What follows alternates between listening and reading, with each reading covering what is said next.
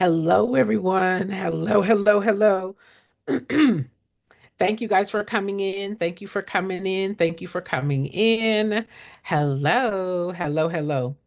All right, so let's get this party started. Thank you guys for coming in. My name is Jennifer Yarbrough. For those of you guys who are new to me, I want to first say thank you all for joining. Thank you for liking. Thank you for sharing. Thank you for subscribing.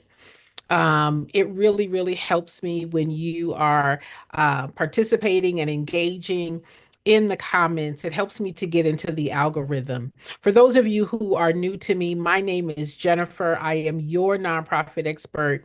Over 38 years of experience helping organizations put together plans and strategies, systems, and tools to help your organization go to the next level. I want to say welcome, welcome, welcome to each and every one of you. Thank you guys for liking, thank you for joining, and thank you so much for engaging. Today, I want to talk to you all about your nonprofit. All right. You guys know that that's all I talk about is nonprofits, right? Starting your nonprofits, growing your nonprofits, sustaining your nonprofits. Today, I want to talk about ready or not, ready or not. Why most nonprofits fail before they start. Let me say that again. I want to talk about why most nonprofits fail before they start. Okay. Before they start. I often talk about what is starting your nonprofit. What is starting your nonprofit? Starting your nonprofit is not just the paperwork, okay? It is not the paperwork. If you're thinking about starting a nonprofit, this video is what you need to understand. I want you guys to watch it because this is information that you must know before you file your 501c3 paperwork. All right, here's a reality. The reality is this: 50% of new nonprofits never make it past the first 2 to 3 years. I'm going to say that again. Most nonprofits, most new nonprofits, 50% never make it past the first 2 to 3 years. Not because they did not care, not because the funder wasn't passionate, but because they skipped the most important step: readiness. I'm going to say that again for the people in the bushes. Why do they fail? It's not because of money. It's not because of money. It's because they skipped the most important step, and that's readiness. That's readiness. Starting your nonprofit does not begin with your idea. Okay. It does not begin with your passion. You don't just need passion. You need what? A clear plan, a structure, a fundraising strategy to stay afloat. Otherwise, you're going to waste time and money, and you're going to burn out before you even get to help the people that you care about, right? I cannot tell you how many people say to me, Jen, I want to start my nonprofit, but I don't have any funding. Jen, I started my nonprofit, but I'm paying for everything out of my own pocket. Jen, I started my nonprofit, but I don't know how to get donors. Jen, I got my nonprofit, but I don't have any funding. That means what? That means you had passion, but you didn't have a plan. You didn't have structure. You didn't have a strategy to stay afloat. Organizations don't stop, don't are not able to move forward because of lack of money. No, it's because of lack of readiness. And then what happens? Jen, I started my nonprofit. I paid for my 501c3. I got my program started. I got my website made. You have spent $3,000 to $5,000, but now you've got to stop. Now you're burnt out, right? Now you're doing everything by yourself. You don't have a board that's engaged. Why? Because you weren't ready, not because of lack of money, because you weren't ready. Okay. I want to make sure that you don't fail before you start. I want to make sure that you don't fail before you start. Why is readiness more than the paperwork? Let me be honest with you. There are people out here who will say, get your nonprofit, get your nonprofit, and they will direct you to get your 501c3 status. Let me say that again. They will direct you to get your 501c3 status. But getting that status is not the hardest part, right? Your status just says that your business is now categorized as a not for profit. That's all that says. That paperwork says your business now is categorized as not for profit, right? There are two categories of business, for profit, nonprofit, two categories of business, for profit, nonprofit. So the paperwork is not the hardest part. The hardest part is running your nonprofit. The hardest part is running a nonprofit that actually raises money and is able to sustain itself. That's the hardest part. The hardest part is having the team, having the connections, having the knowledge, having the experience to run the organization. That's the hardest part. And I tell you guys, it drives me crazy that people skip that part. That's that part. They go right into the paperwork and skip the part of how am I going to run it? The hardest part is knowing how to put together your fundraising strategy, knowing how to grow your organization financially, knowing who your donors and your funders are. And so that's what I want to prepare you with, okay? Founders often think if I just get approved for my 501c3, the money will come. If I get my 501c3 status, the money's going to come. I'm going to be able to get a grant. I'm going to be able to get donors. I'm going to be able to fundraise, right? People will just give me money. That's all I have to do is get my status. If I get approved, the money will come. But that's not how it works. Can I be honest with you? Is it okay if I'm honest with you? Funders, donors, and even volunteers want to know that you are ready. I'm going to say that again. Your donors, your funders, and even your volunteers, your board members want to know, are you ready? Are you ready? What does ready mean? Do you have a clear mission? Ready means, are you ready for leaderships? Are you ready for the leadership? Are you ready to understand who's responsible for the various areas within the organization? Are you ready with a strategy, not just a dream, not just passion, not just what you want to do, but are you ready for a strategy? Are you ready with a strategy? A strategy of how to get donors, a strategy of how to raise money, a strategy of how to grow your program, a strategy of how to sustain your program, a strategy on how to grow your team, a strategy on how to get paid. Do you have a strategy? Are you ready not just to file the paperwork, but are you ready to lead the organization? Are you ready to train those that are coming into the organization, your board, right? Your volunteers? Building a team so that everyone is prepared and positioned to execute the strategy. Here's another very real truth. Y'all don't mind if I'm truthful with you, do you? Y'all don't mind if I tell you the truth, do you? Can I tell you the truth? Can I tell you the truth? Can I tell you the truth?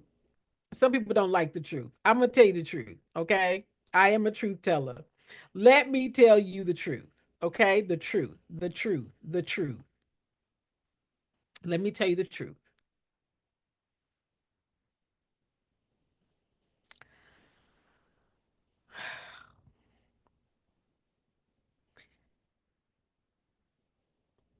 When you are not ready, okay, this is what it looks like. According to donor research, 68%, 68%, 68%, 68%, 68% of donors say that they give because they believe the organization is trustworthy and effective. Let me say that again for the people in the bushes. According to donor research, 68% of donors say they give because they believe the organization is trustworthy and effective, not just because they like the cause.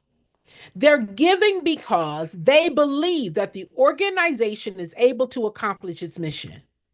They are trusting that the organization understands the need and knows how to address the need, not because of your passion, not because of your idea, not because of what you want to do. 68% of donors say that they give because they trust the organization. Now, how do they come to trust the organization? What do they need to have in order to trust that the organization can, in fact, do what they say that they're going to do with whose money? Their money. Whose money? Their money. Whose money? Their money. That's where your communication comes in. That's where the clarity of your mission comes in. That's where you're able to express, you're able to share, you're able to talk about the need and how your organization is meeting the need. They understand that you, as the executive director, you, as the CEO, you, as the person in charge, knows how to accomplish the mission. How do they know that? You're telling them, this is what our mission is. This is what the need is. This is how our program is introduced. And at the end of our program, this is what the participants are going to look like. It lets the donor and the funder know that you're effective, not just that you're passionate.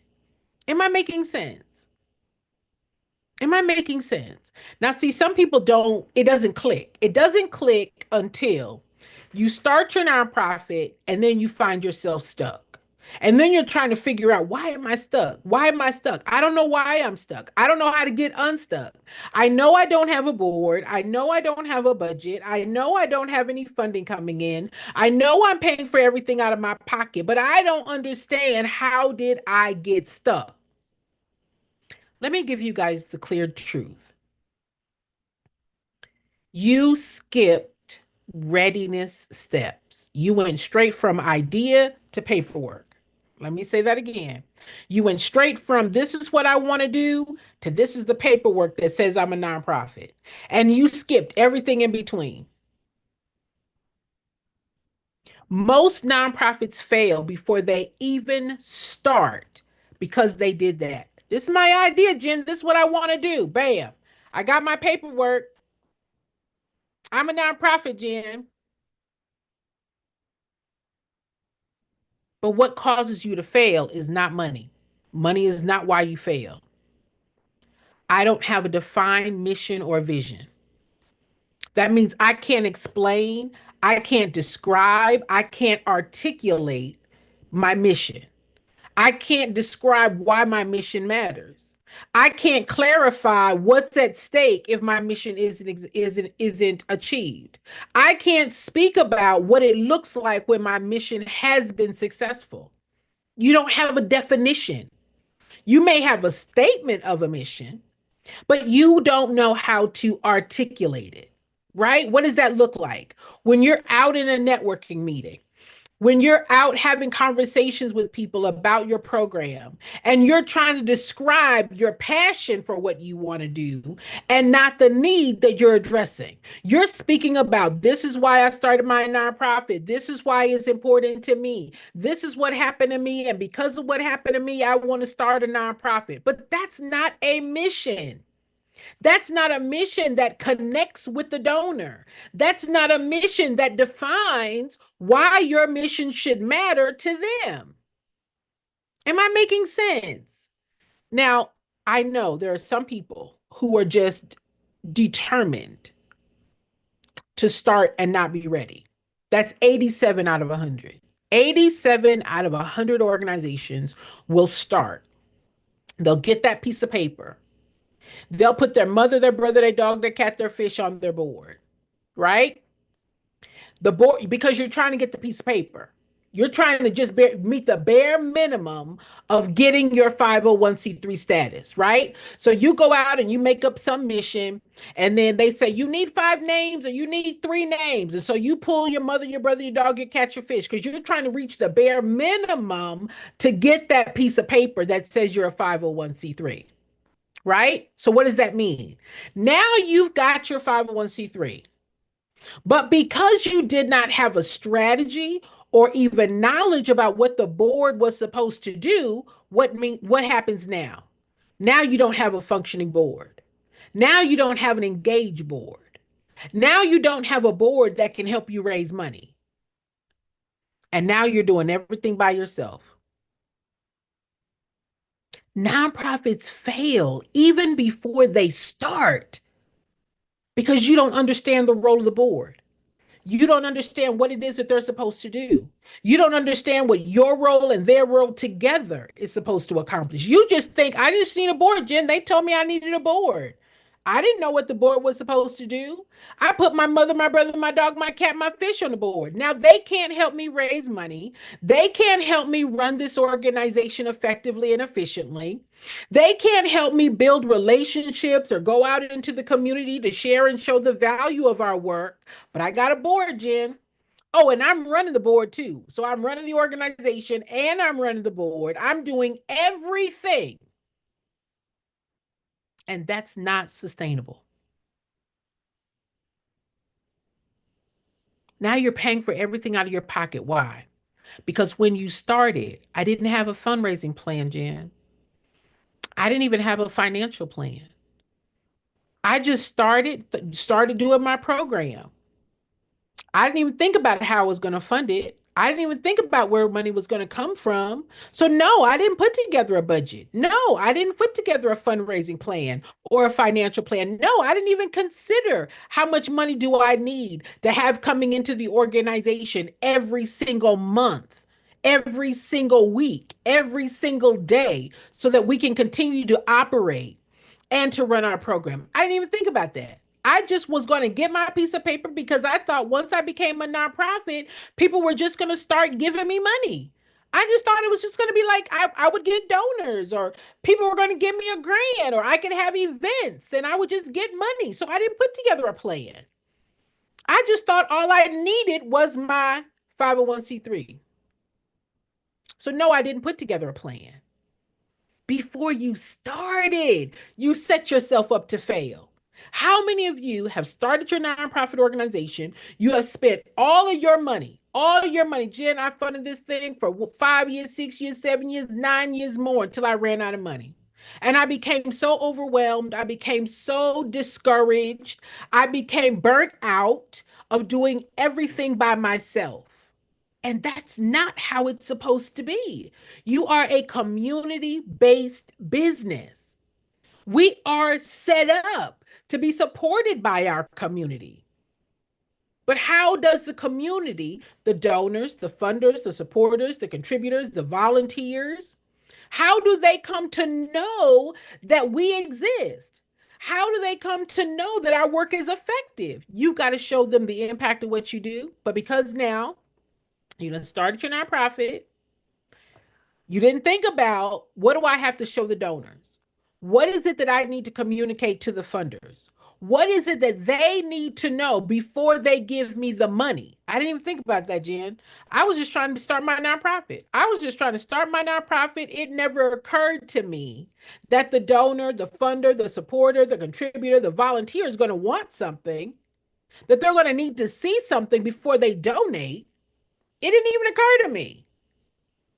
So now you don't know how to show impact.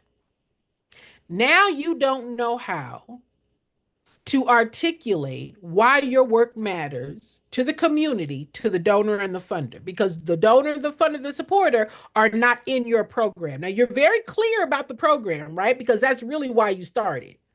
But that's not the nonprofit. The program is not the nonprofit. The program is not the nonprofit. I'm going to say it again for the people in the bushes. The program is not the nonprofit.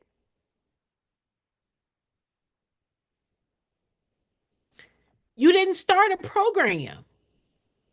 You started a business that is designed and intended with the mission to meet a need. That's our business. We are in the business of meeting need. We're in the business of solving problem.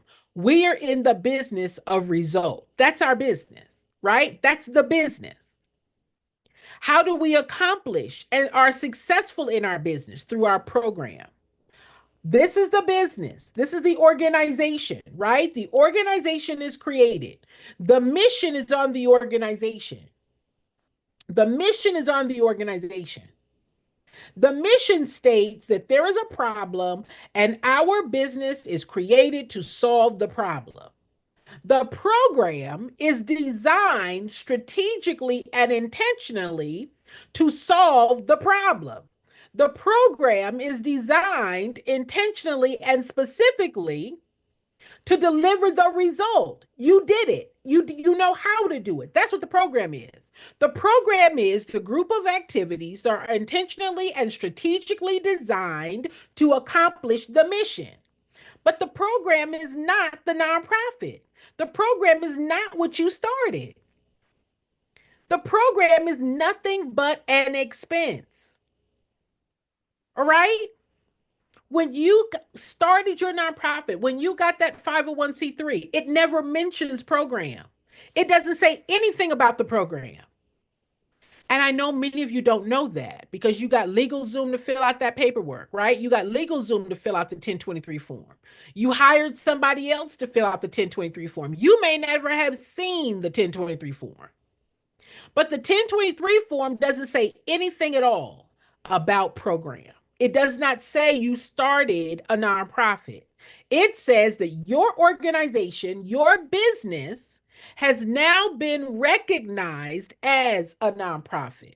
That your application, which is the 1023 form, right? The 1023 form is an application. The application is for your business to be recognized and to be considered not for profit. That's all it says. And because you are running to get the nonprofit status, right? Once I become a nonprofit, you can get a grant. Get a nonprofit, you can get a grant. You know what? You should start a nonprofit so you can get a grant. And so you may have thought, all I got to do is start my nonprofit and money's just going to come. I'm going to be able to get a grant because I'm a nonprofit. I'm going to be able to get donors because I'm a nonprofit. People are going to come to my events because I'm a nonprofit. And that's not true.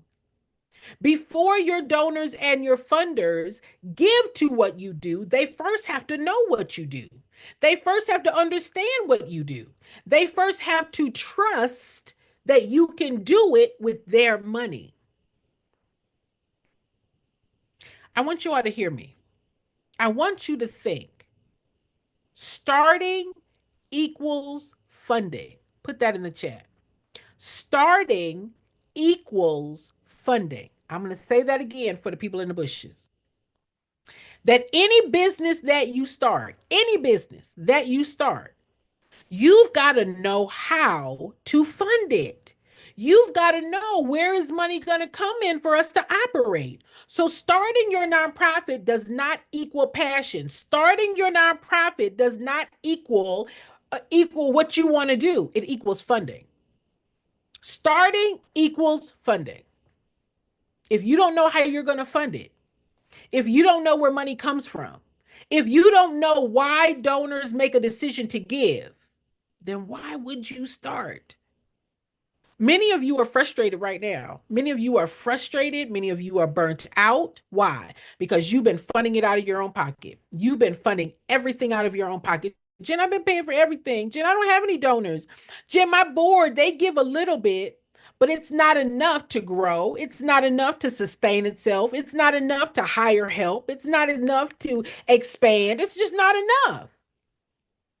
And so that means what? You can't grow. You're stuck with your funding alone. And then what does that say to the other donors? What does that say when you write a grant and the grant funder says, how come you don't have any support? You're a community-based organization. You're designed to meet a need in your community. How come your community is not supporting you? You're there to meet a need in the community. How come your community is not funding you? You look weak.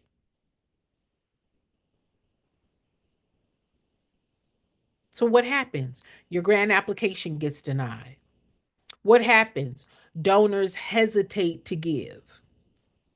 What happens? The nonprofit stays broke and overwhelmed. Why? Because I wasn't ready. I started and I didn't think about funding. I got my 501(c)(3). I've been running this program 1 year, 2 year, 3 year, 4 years more. I've been funding everything out of my pocket. I never put together the plan, the strategy, the system. I didn't get the knowledge or the clarity of what I need to raise money. I just thought starting equaled my program. No, starting equals funding. Starting equals funding. Okay? You've got to know your donors. You got to know your donors. You must know your donor. Did you know that it takes 5 to 7 touches? That means meeting at the networking event. That means one on one conversation. That means emails, calls, being at an event and seeing and learning more about what you do. They're going to your website, they're going to your social media. 5 to 7 touches or impressions before a donor gives for the first time. Before a donor gives for the first time, 5 to 7 touches. How are you strategizing, touching as many people as possible? How do we raise more money? The more people that know what we do, the more people that have been introduced to what we do, the more people that understand our mission, the more people. How do they know that? Well, Jen, I put it up on social media. How many of your donors and funders are following you on social media? How many people are you driving to your social media? How many people are you letting know what your mission is and connecting with them so that they would be interested in following you on social media? Are you all hearing what I'm saying? Only 19%, only 19% of first time donors will give again without intentional follow up. I want you to hear me now. Only 19% of first time donors will give again without intentional follow up. That means what? 81% of your donors, unless you intentionally follow up. Now, many of you have those CRMs, many of you have Zephy, many of you have Give Butter, right? Many of you have Donor Perfect, whatever those tools are. But if you don't know how to use those tools, you will see a decline in donor giving. Have y'all seen that? Have you seen that? Well, Jen, they gave last year, but they didn't give this year. Jen, they made a one-time gift, but they never gave again. Could it be that you did not follow up? Now, I know you gave them the thank you. Jen, we gave them a thank you. We gave them the thank you, Jen. We gave them the thank you. We gave them the thank you, Jen. But after that, they never heard from us again. Is that what happened? Is that what happened? Y'all, that's a huge amount. And that has nothing to do with money. That has everything to do with, do you know how to follow up? Do you know what to say? Do you know what to do? Do you know how to get the attention and the awareness of your donors and funders? Are you following what I'm saying? Y'all, it's predictable. It's not hard, but I just want you to be clear. I don't want you to be stuck and be like, I don't know why I'm stuck. I don't know why I'm stuck. I don't know what I did, or I don't know how to get unstuck. All right? I want you to be clear. Donor retention averages just 45%. 45%. Meaning you lose more than half of your donors after The first year, after the first year, you lose more than half of your donors if you don't understand building relationships. If you don't understand building relationships, donors give because they trust you. They can see clearly the impact of their gift. Now, many of you are trying to get people to buy into your passion. No, they want to know, how was my gift, how was my donation spent? They give because they are connected. Y'all, the quickest way to raise money is to build a connection. That is the quickest way to build money. You won't even have to ask for money. You will not even have to ask for a donation if you build a connection. A connection around what? What the need is, how the need needs to be addressed. What do they know about the need? What do they feel about the need? Do they see and understand how the need being addressed is important and how your organization is in place to meet the need? They understand that your organization is the solution. That's the connection. It's not a connection around your passion. It's not a connection around what you want to do. It's not a connection around what the nonprofit needs. No, the connection is, this is the problem. We are the solution. And this is how together we're meeting the solution. And then you are communicating, you are showing, you are articulating, you are demonstrating, you are engaging the donor that you were able to achieve it with their donation. Why do donors stop giving?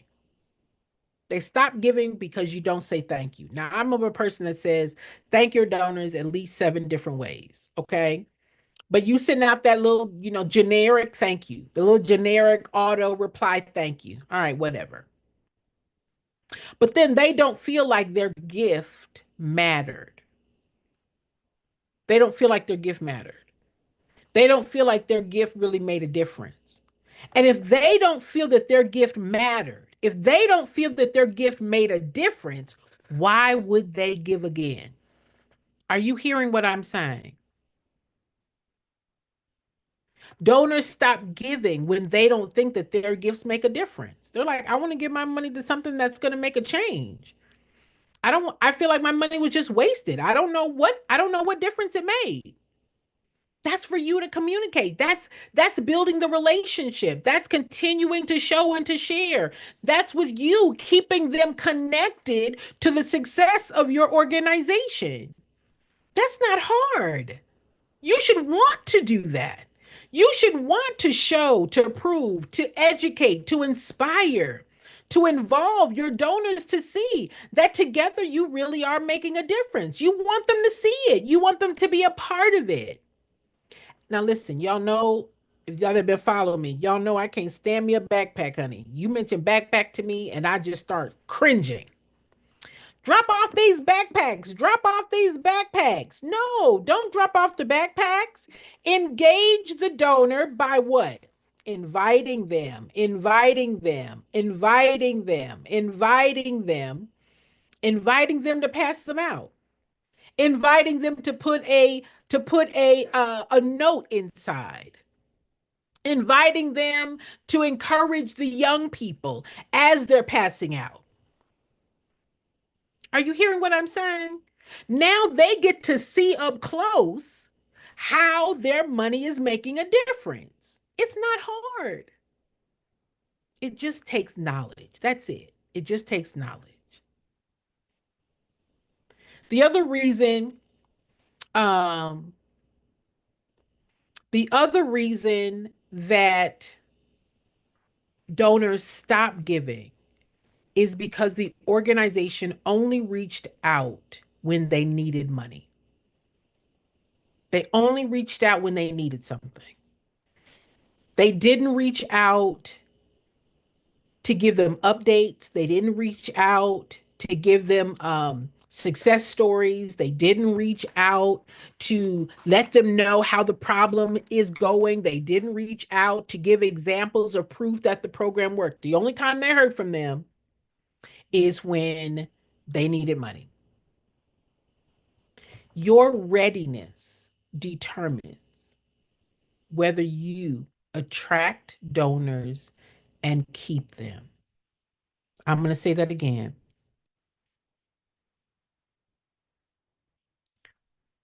The organization is ready when you can attract donors and keep them. Did you hear what I said?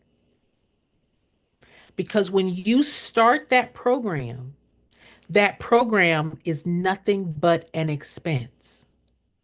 That program is nothing but an expense. And if you start your nonprofit and you don't know how to attract donors and keep them, then you're going to be funding this thing all by yourself. And I know that's not what you want, right? I know that's not what you want. But that's what happens when you don't know that that's what you should be thinking about. That's why I try to give you information, I try to give you the realities of what's happening. I try to give you the behind the curtain view of what it is to not just start your nonprofit, but how do you run it? How do you sustain it? How do you grow it? How do you hire a team? How do you hire staff? You got to have donors. That's the only way. The donations, the contributions, the partnerships, the collaborations, the sponsorships, those dollars is what helps you to deliver your program, hire the team qualified to deliver the program, and grow. But if you don't know how to get the donations, I know I need to fundraise, Jen, but I don't know how. Jen, when I started my nonprofit, I knew that I needed to fundraise. I knew I needed to write grants. I knew I needed to get donors, but I don't know how, but I'm going to start anyway. I know I need to, but I don't know how to. I know I need to, but I don't know how to. And so now you started not knowing how to, but you started. And now you're funding everything by yourself. Your readiness is determined when you know how to attract donors and keep them. Otherwise, you'll get some money and now you don't have any money, right? Well, Jen, I got that $5,000 from Walmart. I got the $5,000 from Walmart, Jen. We spent that money though. We spent it and now we don't have any more money. We had a grant, Jen, but we spent the grant, but we didn't have any more money coming in. Jen, I'm the only donor, I'm the only funder. You're always on the brink of closing your doors. Why? Because you don't know how to raise money. Y'all, it takes less time to learn how and to keep going, as opposed to starting, you funding it, running out of money, your board getting tired of underwriting the organization. Now you don't have any funding at all. And now you got to close your doors after you have invested so much money. I just want to make sure that your investment is secure, right? Because you don't put out for the 501(c)(3), you don't put out for the website, you don't put out for the program materials, the supplies, you don't got the phone, the gas, you know spending gas back and forth, the snacks, everything that you need to run this program, you don't put out. But now it's not sustainable. This is where my nonprofit readiness assessment comes in. Those of you all who've been following me for a while, I've got a nonprofit readiness guide. I've got a nonprofit readiness assessment. And this is where this information helps you. It helps you to get clear about your mission and your programs. It helps you to set up your board the right way. It helps you to prepare your fundraising strategy before you start chasing grants. Why is that important? Because the grant funder is going to ask you, where else does money come from? The grant funder is going to ask you what about your budget? The grant funder is going to ask you about how do you plan to sustain this program or this organization. So you want to make sure that you have a fundraising strategy before you start chasing grants. Okay. Why also is that important? When you submit the grant application, it may take 2 months, 4 months, 6 months, 9 months more before the grant funder makes a decision to give the grant. So, in the meantime, your fundraising strategy ensures that the seven other streams of revenue are coming in. You have eight streams of revenue. Now there's 14, 14, 14, 14, but every organization has eight. Your fundraising strategy says we have a diverse stream of revenue. Grants is one of eight. Grants is one of eight. So while you're chasing those grants and the grant funder is making their decision on who's going to get the grant or not, right? 2 months, 4 months, 6 months, 9 months more, you've got seven other streams of revenue. But if you start your nonprofit not having a fundraising strategy, you're just chasing grants, chasing grants, chasing grants, right? It may take 2 months, 4 months, 6 months, 9 months more. Jen, we can't start until we get a grant. Jen, we can't start until we get a grant. That's crazy because the grant may come for 1 year. Now, where's money going to come from when that grant's been spent? How many grants are you applying for, right? You're going to have to write at least 4 to 5 grants before you get one. Why? Because the number of funders is outnumbered by the number of applications coming in. There are 1.8, 1.9 million nonprofits. The number of grant funders don't keep pace. So these grant funders have hundreds, if not thousands, of grant applications coming in. Not everybody's going to get that grant the first time. That's okay because you got seven other streams of revenue. You've got to have a roadmap to launch confidently for sustainability. Many of you didn't even know you had eight streams of revenue. Jen, I'm the only donor. I'm the only funder, Jen.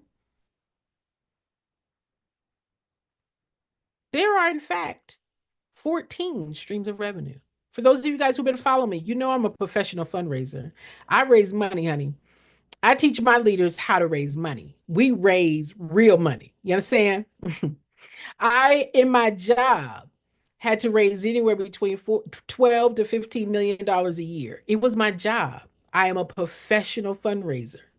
I have raised eight, $900 million in donations alone. The other seven streams of revenue equal that with grants, hundreds of millions of dollars. And I teach organizations how to do it. Money is not your problem. Money is a fruit. At the root of why there is no money, I don't have a strategy to raise it. I don't know how to raise it. And when I started my nonprofit, Jen, I didn't make that a priority. My priority, Jen, was this program. I didn't even think about a budget. I didn't think about what my monthly expenses were going to be. I didn't think about who my donors were. I didn't think about putting together materials to communicate, to identify, to reach my donors. I didn't put together a plan of cultivation that when they made a gift, how do I ensure I get the second gift? I didn't even think about it. I was just so passionate about getting that piece of paper. Readiness equals funding. Otherwise, you will be the 87 out of 100, the 87 out of 100, the 87 out of 100 nonprofit organizations that are operating with less than $50,000 a year. Most cases, less than $30,000 a year. Did you know that when you complete the readiness process, and it's not a long process, it's not a hard process, but it's a process that's going to keep you sustainable. But most people don't want to go through the process. You think all I got to do is skip the step, go from idea to 501(c)(3), and that's all I need to know, Jen, is my passion. But did you know that when you follow the steps properly, that you are three times more likely, three times more likely, three times more likely to raise your first $25,000 within the first 6 months. Y'all know what? The leaders who are in my mentoring program, they're with me for a whole year. Each one of them, each one of them, I help them put together their fundraising strategy and I help them identify their funding. Within the first 90 days, they raised $25,000. Can you imagine if every 90 days you bring in $25,000? You got money for salary. You got money to expand your program. You got money to grow. You got money to hire help. You got money to do all the impactful work that you wanted to do. But many of you are just sitting back paying for it out of your pocket. No, it's your business. That's your choice. But it's not sustainable. It doesn't garner trust with your organization. What's it look like when you're ready? Donors give and then give again. Board members step up and help raise funds because now they understand the mission. They understand the need that's being addressed. They're prepared to talk about, to communicate, to clarify in the community why this work is important and how their role in the board is essential to helping spread the word and build relationships. But if you don't know how to articulate your impact, they don't know how to articulate your impact. If you don't know how to express how and why the mission is important, they don't either. If you're not able to demonstrate, to show, to clarify why the needs to be addressed in the community to a donor and a funder, your board doesn't know how to do it either. You're the lid. You're the lid. And the organization can only go as high as you know.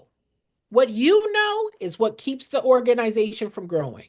The more you know, the higher the organization can grow. How you articulate the your impact, how much the program costs and where does money come from, how to generate revenue and raise more money, how to put together a strategic plan for the organization. When you know more, your organization can grow. If you don't know, your organization is not growing. I don't know what to do first, Jen. I don't know what to do second, Jen. I don't know how to start, Jen. I don't know what to do next. Are y'all hearing what I'm saying? Your nonprofit is not that piece of paper. When you are ready, who's ready to get ready? It doesn't take much. My nonprofit readiness assessment is $45. It's going to save you thousands of dollars and years of time to get ready, to get your board ready, to know how much it costs to run your organization. And you have access to me, right? Y'all see me. Y'all see me come here every day, right? You hear me, you see my face, you hear my voice every day. If you have a question, I'm there to answer your question, right? When you are ready, funders take you seriously. Funders cannot take you seriously when you're wanting to write a grant, but you don't have a budget. You don't have your financials. You don't have a board. You don't know how to articulate your impact. You're not evaluating your program to prove that it works. How can they take you seriously? How can they take you seriously? When you're not able to convey, to communicate why what you do should matter to them. When you're not able to demonstrate that when your organization is not achieving the mission, what does that mean? How can they take you seriously because you have a piece of paper?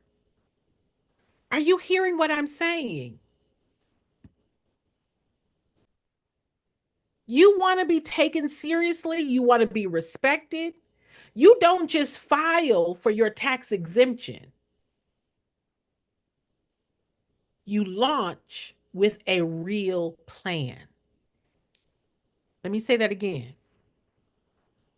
When you are ready, you don't just file your tax exemption, you launch with a real plan. It makes me sad when people say, Jen, I started my nonprofit, but now I'm stuck. Jen, I started my nonprofit, but I don't know what to do next. Jen, I started my nonprofit, but I'm doing everything by myself. Jen, I started my nonprofit, but I just feel so overwhelmed. I'm stuck and I don't know how to get unstuck. Jen, I don't know what to do. Jen, I got a board, but then I had to redo my board, and now my board's not able to help me. Jen, I started my nonprofit. I got my 501(c)(3. I got my tax exemption, Jen, but I'm doing everything by myself. Why? Because you launched without a plan.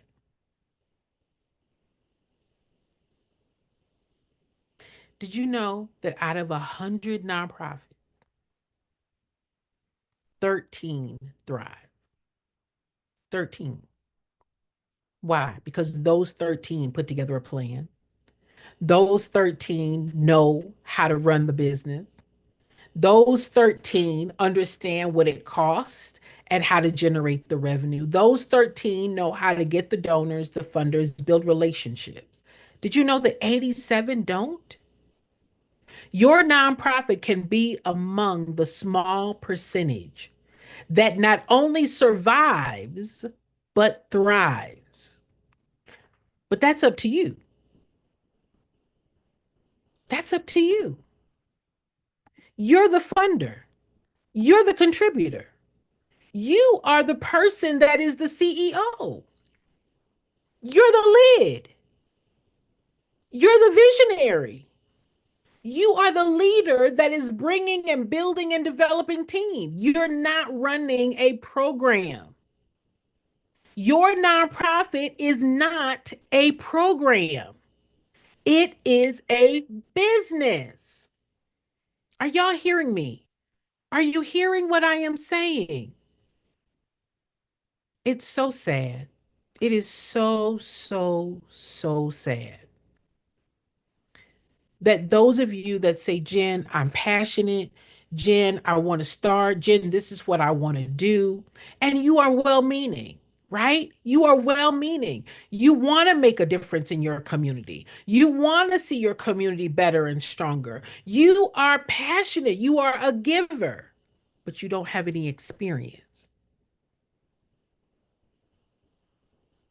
And now passion hits reality. And now you're no longer passionate. Now you're frustrated. Now you're overwhelmed. Now you're sad. Now you're stuck and you don't know how to get unstuck. Now you're overwhelmed. Why? Because I wasn't ready. It's okay. Get ready. That's all you got to do. Get ready. That's not going to slow you down. What will slow you down is starting and then having to stop. Starting, having to stop, not knowing why I had to stop, not knowing how to start again, starting and frustrated that you did everything that you could do, that you knew to do. But it's what you don't know that you don't know that stopped you. You do let me just do the program more. Let me do more program. Let me do more program. Maybe if I change the program, maybe if I did this with the program, maybe if I changed the audience, or maybe if I added this to the program. When in fact, the program is nothing but an expense. Changing the program is not your problem. Changing your plan on how you're going to generate revenue is where you need to start. Changing your program is not your problem. Your program is nothing but an expense. So here's my question. Are you ready? Or are you hoping to figure it out after you file?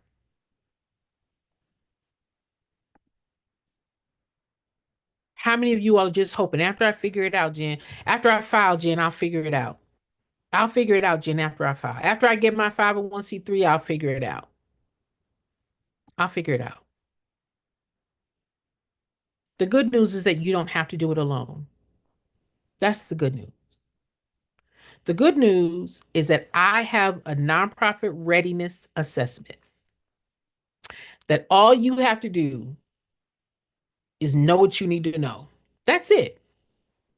You don't have to do this alone. I've already did the work for you, right?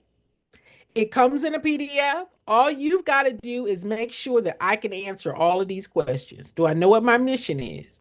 Do I know what our purpose is, right? Do I know who our audience is? Am I able to clarify and communicate who and why have I chosen this audience? Okay. What are the needs of this particular audience? What will the people look like once their needs have been met? Once they've left our organization, what will they look like? Do you have any personal or professional experience with this target audience? If no, do you have any partners and collaborators that do? All right. Then we go into leadership. What are the areas that you see are your biggest challenges facing your nonprofit today? Because that's the job of you and your board to ensure that you can overcome those challenges, right? That's the job of you and your board. Okay. What is your biggest strength, right? Then we go into team. Who will be on your board? What's organized skills and abilities do you need to have on your board? Everything is here, right? It goes into community, it goes into funding. These are things to what? Make your vision plain. What do you do with this information? This is information that's going to help you to market, that's going to help you to communicate, that's going to help you to clarify, that's going to help you to discuss, that's going to help you to have conversation with confidence. This is going to be information that the donor and the funder are going to want to know about your organization. That's what this is. And if you're not ready to answer these questions, because these are questions that the donor has, these are questions that are on your grant application, then are you ready to start? What benefit is it to you to have a piece of paper? Jen, I got my 501c3. Jen, I got my nonprofit. I got my nonprofit, Jen.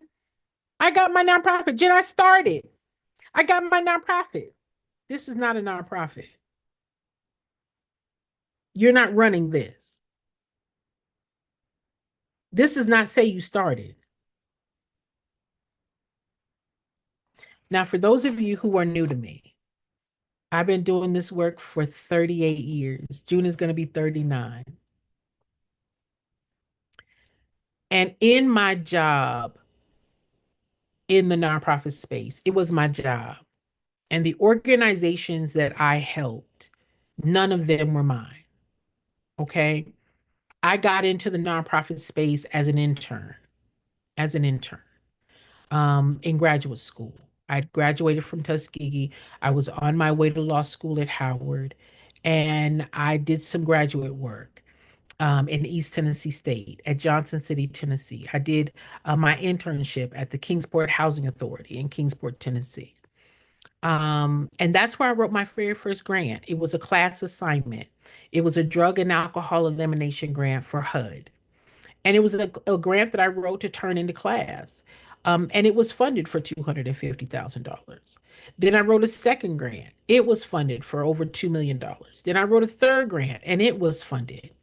Mr. Span at the time, who was the executive director of the Housing Authority, took me over to the community college, Blountville Technical Community College in Blountville, Tennessee. And he was on the board. And he said, listen, give her something to do. She's real smart. I don't have anything for her to do anymore. So they put me in the development office. The development office is the office that raises money.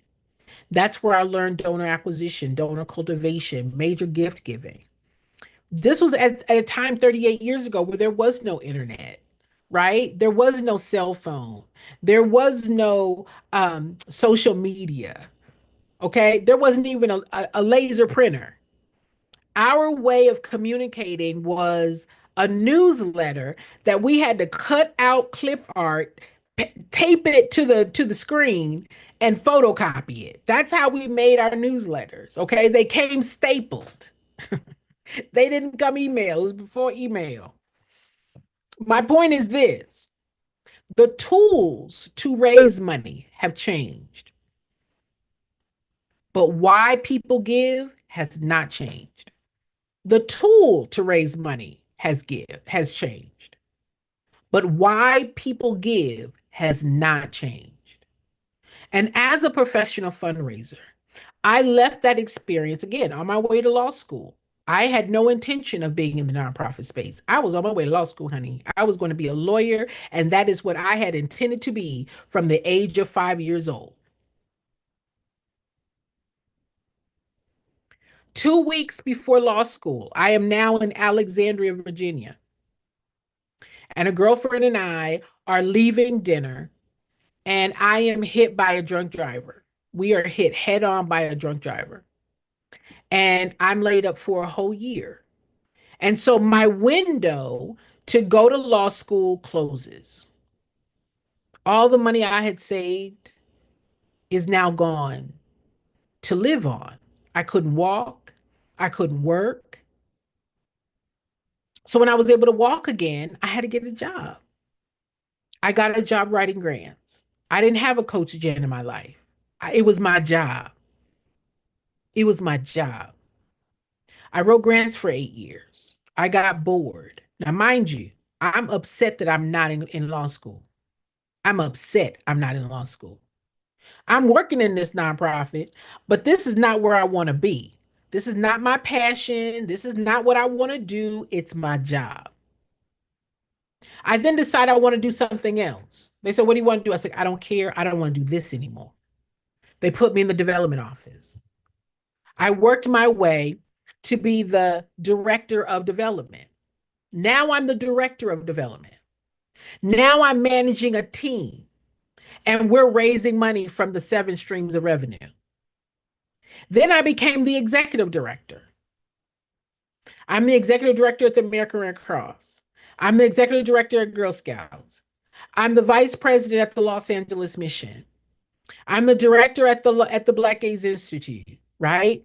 So now I'm working in the leadership of the nonprofit. And now I'm overseeing running the entire nonprofit. That's your job. Your job is not program. Your job is to run the whole organization. A job was created for me to help 1,000 organizations, both nationally and internationally, raise money for their nonprofits. Now, why did they hire me? I think they hired me, and I was the only person of color on the team. I think they hired me because I had worked in every position within the nonprofit. I had been the grant writer. I had been the donor coordinator. I had been the director of the development. I had been the vice president.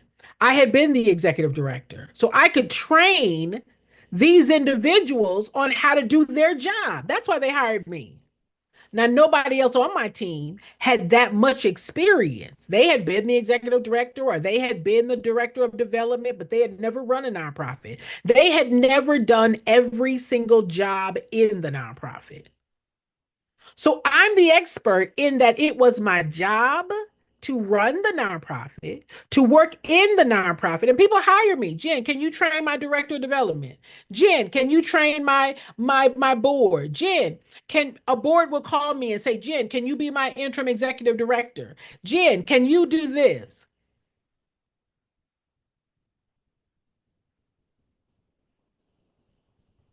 Because I had done the job. I had done the job. There's a question that says, are you currently running a nonprofit or a for profit? I have a business. I started my business in 2005. In 2005, I started my business. I worked in the nonprofit for over 30 years, but I started my business in 2005. I started my business to help small and emerging nonprofits get the skill set, get the knowledge so that they can compete with the larger organizations. That's why organizations that are just starting are not able to compete for funding, right? The funders know that these large organizations, they have team. They got staff, they got departments. They got people who are professional fundraisers, raising funds for their organizations. So the only way that the new emerging nonprofits can compete for funding is getting the knowledge about how to run that money, how to get it, right? And so that's why I started my business. Minority led organizations receive less than 2%, less than 2% of grant funding, less than 2%. Out of all the 1.8, almost 1.9 nonprofit organizations, minority led organizations that are funded is less than 10%. Less than 10%. Why? Lack of knowledge. Lack of knowledge. They don't know how to put together their organization. They don't have a fundraising plan. They've never ran a nonprofit. They don't know anything about funding a nonprofit.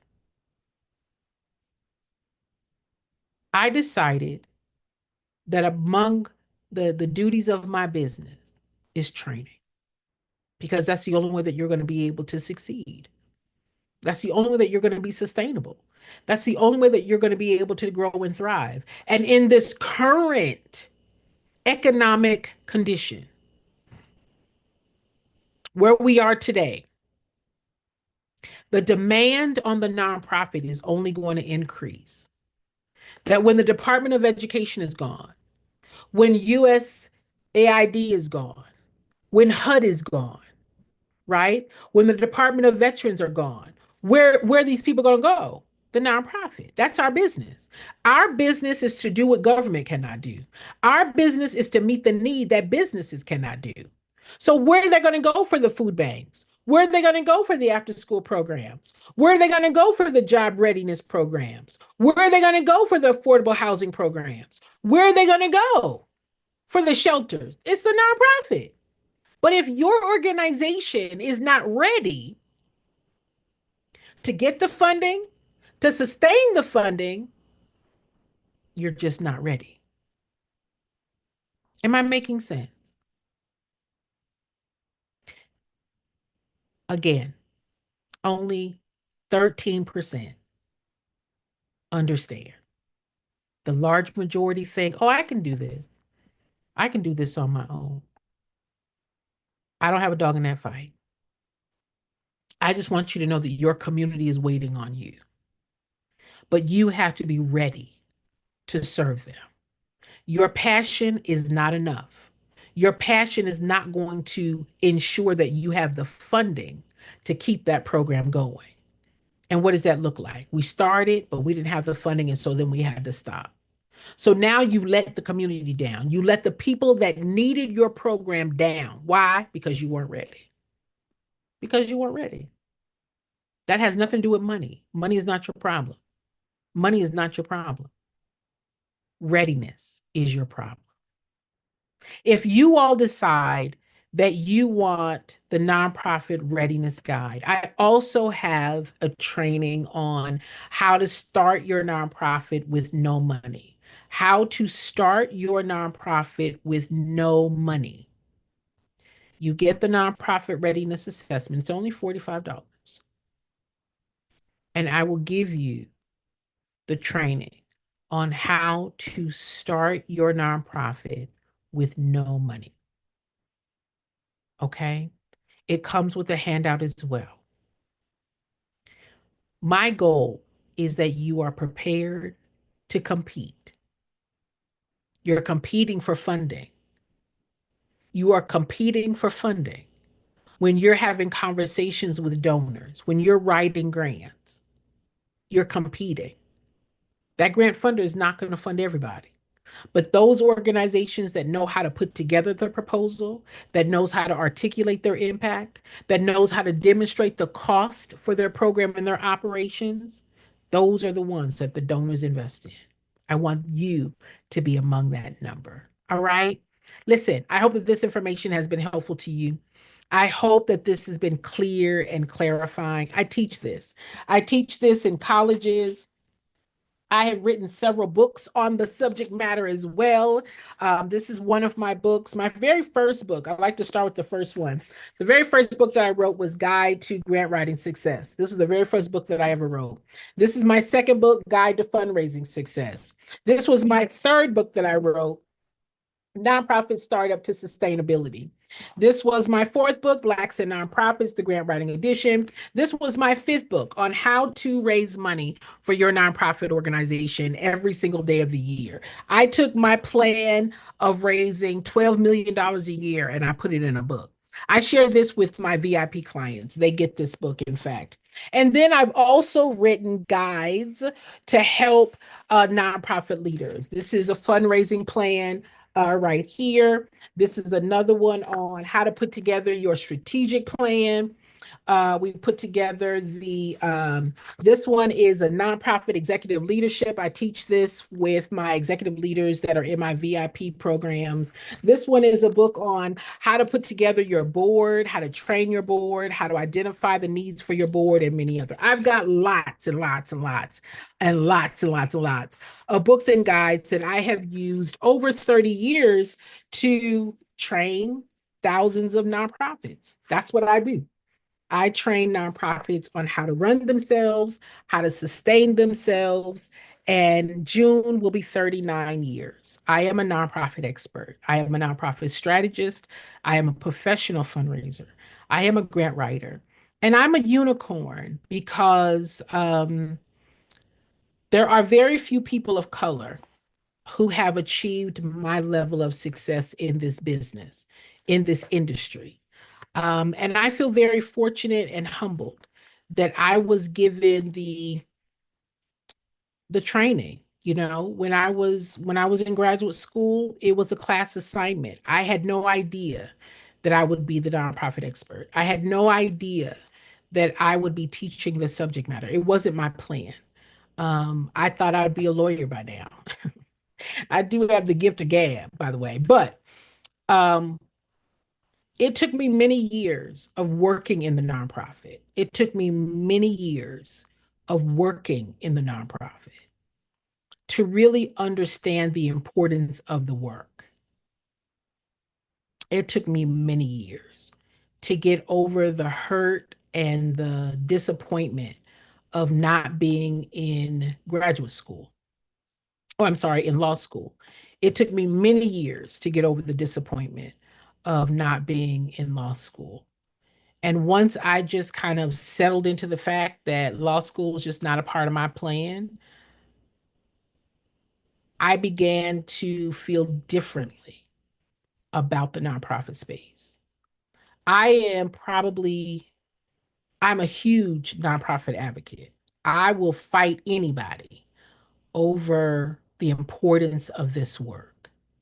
And so I have conversations with funders, I have conversations with donors, I have conversations with those decision makers about how they should make funding available, more funding available to the important work that we do so that we're able to thrive and grow, right? But what comes with that is the organization that's able to run with integrity, that is able to be good stewards of the community's trust and to be able to duplicate their mission and their impact so that the needs of the growing needs of the community can be met. It is a relationship. It is not a one-sided phenomena. It's a relationship. And I believe that we as leaders, we as executive directors and as founders and as CEOs, we owe it to our community to be clear, to be transparent, to be responsible as stewards of their trust and of their money. And the least that you can do is to be ready to start a business that relies on, that counts on, that has the opportunity to partner with our community. All right.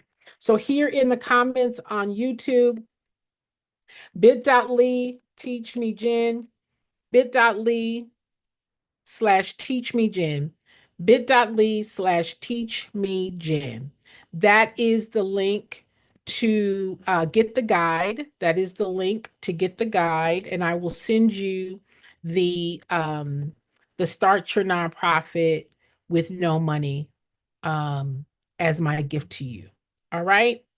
I want to say thank you all for listening. Thank you all for commenting. Thank you all for engaging. Thank you for liking. Thank you for subscribing. Thank you for sharing. Please share this information with anyone that you know that might be benefited from it. I want to say that as your nonprofit expert, I have lots and lots and lots of videos. I also have been recognized on I've been recognized as one of the top fundraising podcasts in the country. My podcast is called Nonprofit Nuggets with Jennifer Yarbrough has been recognized as one of the best podcasts on fundraising for nonprofit organizations. I'm very, very proud of that um, of that achievement. Okay, so my podcast can be listened to on Spotify as well as on Apple. Okay, Nonprofit Nuggets with Jennifer Yarbrough. Lots and lots of information over there, and hopefully this is information that can help you. You're welcome, that can help take your organization to the next level. If there's anything that I can answer for you, please put your answers or your questions rather in the comments, and I'll be happy to answer them. I'll be happy to answer them. All right. Thank you so much. You all have a great rest of your day, and I will see you later.